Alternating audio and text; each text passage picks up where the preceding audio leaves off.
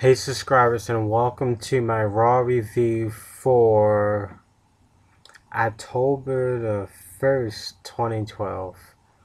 Um, as you know, if you've been watching my Raw reviews um, for the past 2 weeks, I haven't been able to watch, the Raw video. So I'm doing my Raw reviews off of the Google results that I have offline, which is different from which I normally do my reviews off of the video results, but now I'm doing it off of the text results. So I haven't seen the actual video, I just have the results. So I'm doing my review off of the results. I'm just putting that disclaimer in there. If you've been watching my videos from May, you know this is a little different from what I normally do, but I'm still going to do my raw review. Right now it's 1:39 a.m. So hopefully this video doesn't take too long. My last review was 30 minutes and I'm really tired, so I don't think I'm just going to try to keep this short and simple, because I know nobody wants to watch a long video. Raw takes place in Oklahoma City, Oklahoma, which is the hometown of Jim Ross. Jerry Lawler still hasn't made his return. He probably will be out. I want to say it's a possibility that he could return at Hell in a Cell, or maybe he will return after. So we have to wait and see. Hopefully Jerry Lawler comes back soon. But Jim Ross was ringside. It was his hometown, and it was JR Appreciation Night. I think there should be a more appreciation nights, not just when we kind of superstars hometown, but I think there are a lot of people who deserve appreciation who don't receive it in WWE. CM Punk starts to show off with Paul Heyman. Basically, he comes out and talks about why he attacked Mick Foley, and he says that he's not facing John Cena at Hell in a Cell.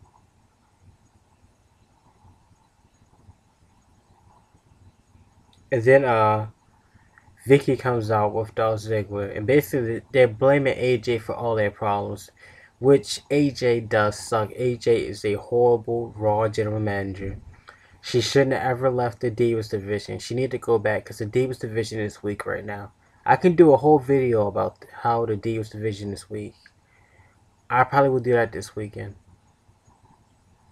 No, today's Wednesday because it's past 12, so today's Wednesday. I'm going to do it later on, as a matter of fact, why the Divas division is so weak. I'll do that video later. But, basically, Vicky and Paul Heyman said that it'd be a good idea for them to, to become a co-general manager of Raw, which wouldn't be a bad idea. I don't necessarily think I would like Paul Heyman being Raw general manager, but maybe I could see Vicky or Edge or Teddy Long. AJ just sucks. Booker T, I must say, is doing a good job though, so there's no complaints on SmackDown. But as far as Raw goes, she sucks. But AJ is on probation because last week when Paul Heyman proposed to her, she did slap him, so she's on probation by the board of directors, and she's been issued the coach on Dane Bryan, I guess, to oversee her actions. And basically, she announces a match later on tonight: Punk and Ziggler versus Team Hell No, which is made of Kane and Dane Bryan. I must say, you must go check out my Raw predictions video. It's on my channel. Check out my Raw predictions video, because I must say, my Raw predictions, I want to say, were 90 to 95% true. It's almost at 100 views. Make sure you check out my Raw predictions video. This is my Raw review, but check out my Raw predictions video, because I must say this is the first time my Raw predictions were actually almost 100% on everything that happened. Like, I predicted almost everything down to the T, everything that was going to happen on Raw. So check out my Raw predictions videos on my channel. Continuation of the tag team tournament that was started on SmackDown. Primo Epico versus Remus and Sin Cara. This was a good match because they're all. Mm, how can I say this?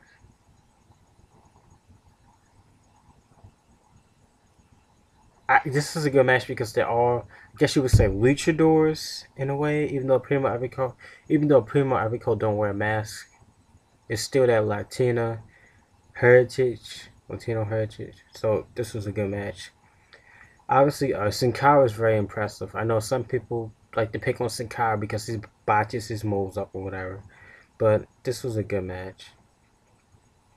Sin Cara was very impressive, and Rey Mysterio and Sin Cara, they have good teamwork. And I say, I would love to see them as the new tag team champions. Stan, Bryan, and Kane are good, but Rey Mysterio and Sin Cara will be some good tag team champions. And if they aren't tag team champions, I would like to see them go 1-on-1 against each other. That would be awesome. A match with Rey Mysterio versus Sin Cara, that would be awesome. But, nonetheless, like I said, they had good teamwork, Rey Mysterio and Sin Cara. It was an awesome match. Lots of high flying. Prime Time were watching backstage. Prime Time has been watching a lot of tag team matches. I'm not sure why, but they have been watching a lot of tag team matches.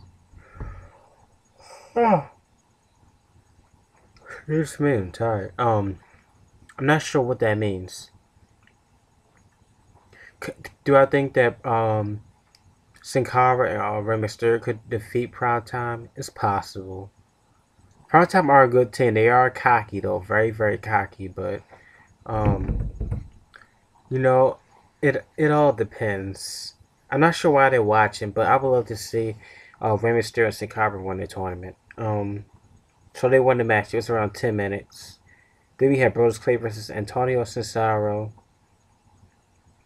I really thought Brodus Clay was going to win this match. I really thought that Brodus Clay was just going to squash him.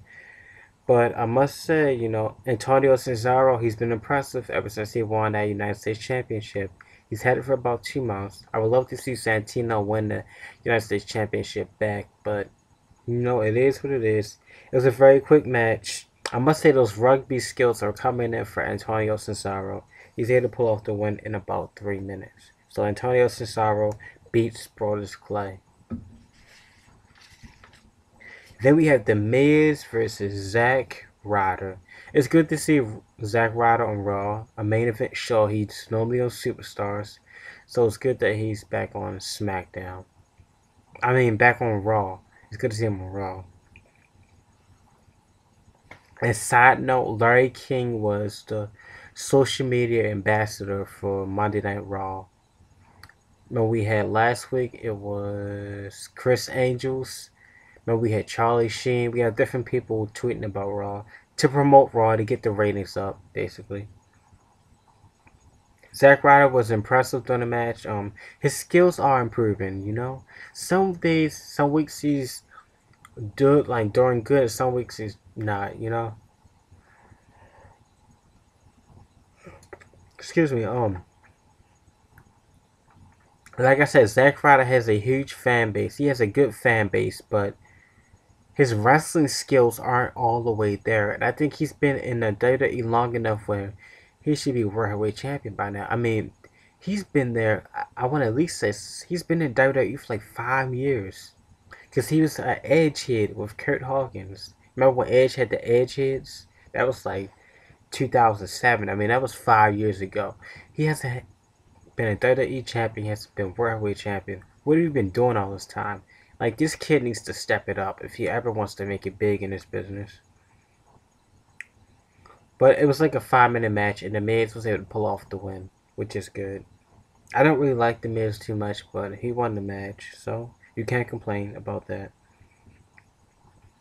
And then next was the World Heavyweight Championship debate.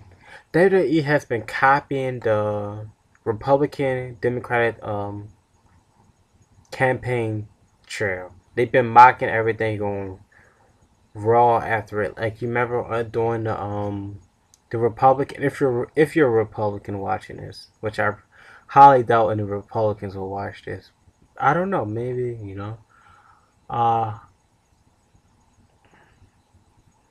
During a Republican convention, Clint Eastwood, an actor, was talking to an empty chair. Now on Monday Night Raw, Vicky Guerrero was talking to an empty chair. And now we have the Railway Championship debate with Booker T and with Booker T basically hosting. And Big Show and Sheamus, I guess they were the candidates. I'm not sure who will be Barack Obama and who will be Mitt Romney, but that's basically what it was.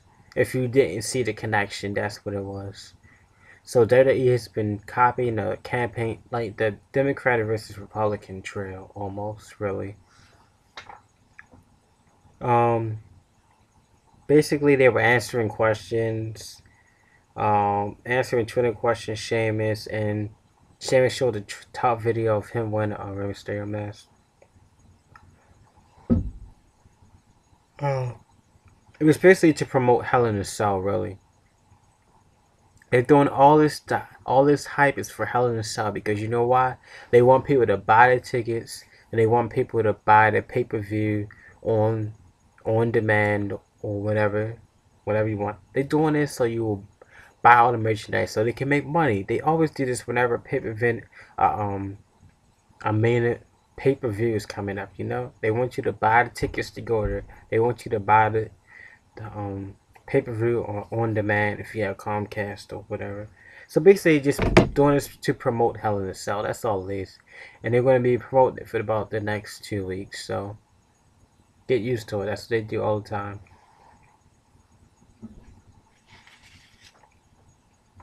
So basically the segment ended like that. This is basically setting up for the Show and Sheamus match, and I predict that the Big Show is going to win the World Heavyweight Championship at Hell in a Cell. That's my prediction because Sheamus has had it for a long time, so I think the Big Show will win. Then we have Tenzai versus Ryback. Tenzai versus Ryback on SmackDown was an awesome match, and this was a good rematch, even though Ryback is. I've been reading all the reviews, the comments. Ryback is getting some. How can I say this? He's getting a lot of crap because he botched his finisher. Obviously, because they make it seem like he couldn't pick up Tenzai, which he did on SmackDown. So I'm not sure what happened, but he picked up Tenzai on SmackDown, but he couldn't pick him up on Raw. But it was a good rematch. I mean, they both were impressive. It was 4 minutes. I must say, Ryback is moving up the ladder. I mean, Ryback is really... Plus, this Ryback CM Punk storyline going on is very interesting. Ryback, I'm starting to like Ryback now. He's not Goldberg, and I don't think he will ever be Goldberg. But he is a good wrestler. And he did botch his move, but he still won the match. I mean, a lot of people were talking about that. I think he could he pick up Tenzai? I think he could. It's possible, but people were just a lot of people were talking about he botched his move. I mean, it was all over the place, really. But he won the match, so give the guy a break. Then we had Eve versus Beth Phoenix, another match that I predicted in my Raw predictions video. Make sure you look at my Raw predictions video. Eve versus Beth Phoenix. Even Beth Phoenix had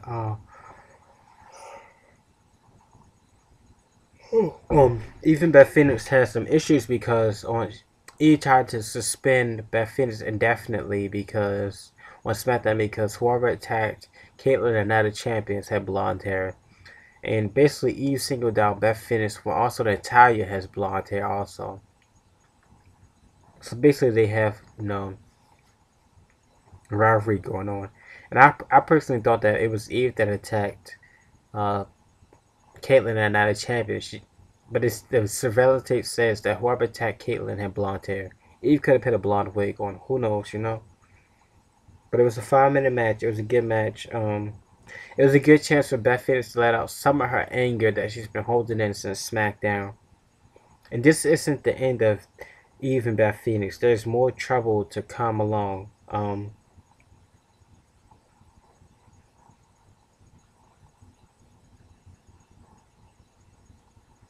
It was about a 5 minute match. It could have been longer, but Eve was able to pull off the win.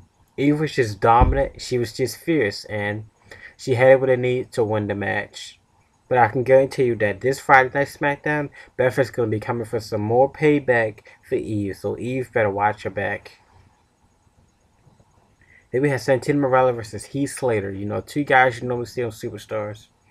I want to see Santino Marella win the United States Championship back. That would be nice. He deserves the United States Championship back, you know?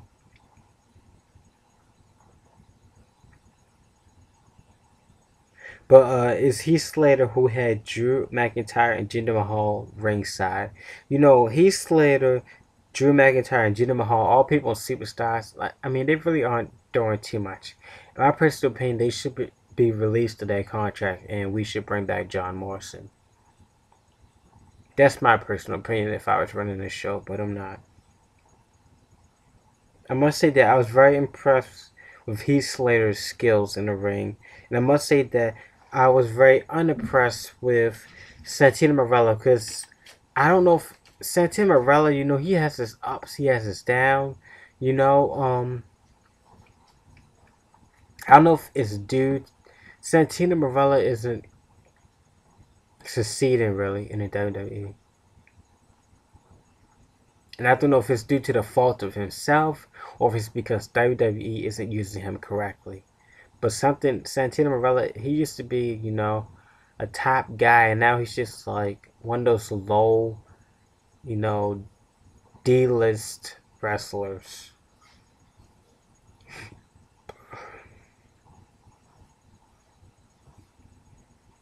Then we had Sheamus versus Damien Sandow. Now this was a good match. With, you know, of course, Cody Rhodes ringside. It was a back and forth match. This was a good match. It could have been main event. I don't know. Very close to being main event material, but I was very surprised Damien Sandow lasted that long in the match with Sheamus. Around 20 minutes.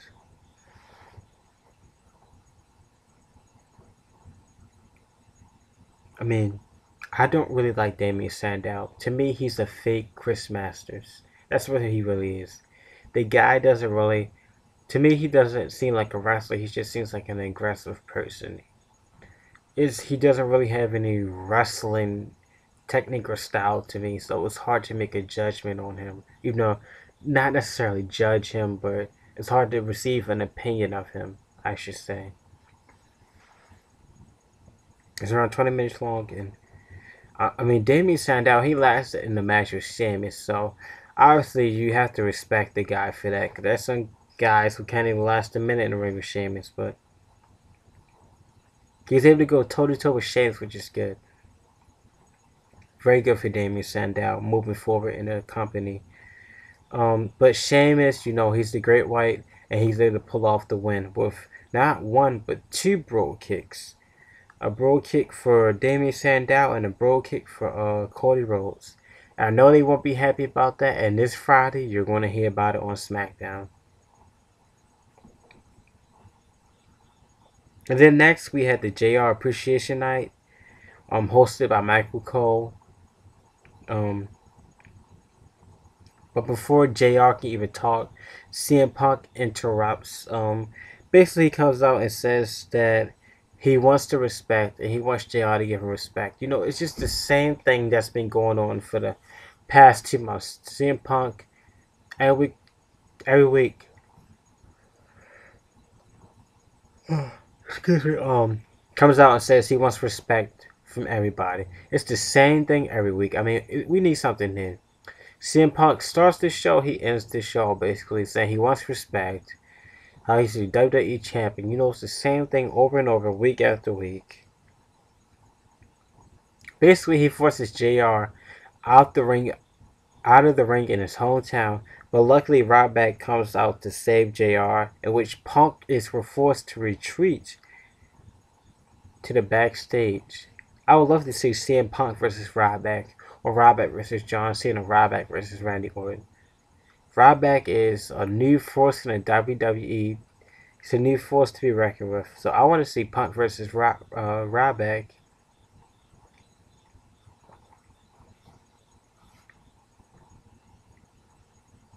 So since we don't know if CM Punk is facing John Cena Hell in a Cell, why can't Ryback face CM Punk?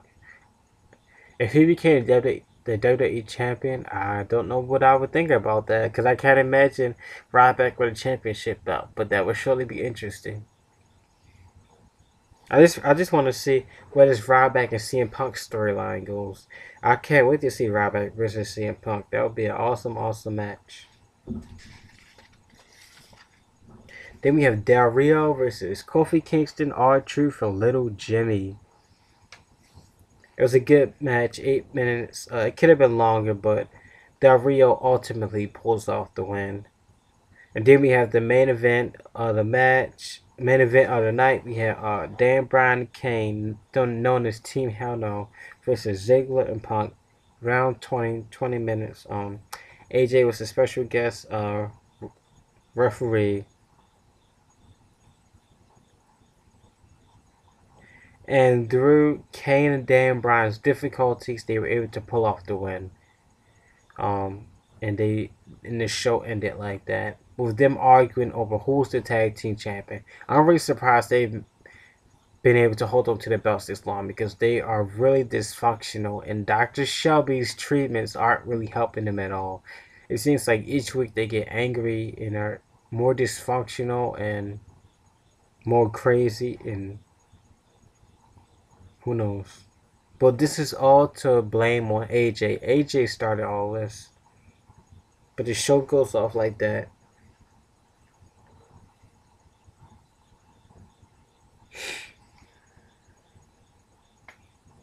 So basically, that's it. This is my Raw review for October 1st, 2012. I give it a 9 out of 10. Obviously John Cena wasn't there because of his injury. Now obviously Randy Orton wasn't there because he also was injured. So the show kind of felt a little empty. So I give it a 9 out of 10. It was a good Raw. It could have been better. I'm not really liking AJ as Raw general manager at all. To me, she sucks. Um. So. Oh yeah. Also, make sure you check out my Raw predictions. This is my Raw review. Check out my Raw predictions and match up my Raw predictions with which actually happened on Raw. I want to say it was 90 to 95% correct. So make sure you check that out. So this is my Raw review for October 1st, 2012. My schedule for the week. Wednesday, later on today, I'm doing Why the Divas Division is So Bad. Thursday, I'm doing Superstars. Friday, I probably do TNA and SmackDown. Friday, probably do TNA and SmackDown. And Sunday, do Raw predictions. And so, if you like this video, you can like it. If you dislike, you can dislike it. Leave your comments. If it requires a response, you will give a response within 24 hours. Make sure you subscribe, comment, leave your video responses, whatever you want to do.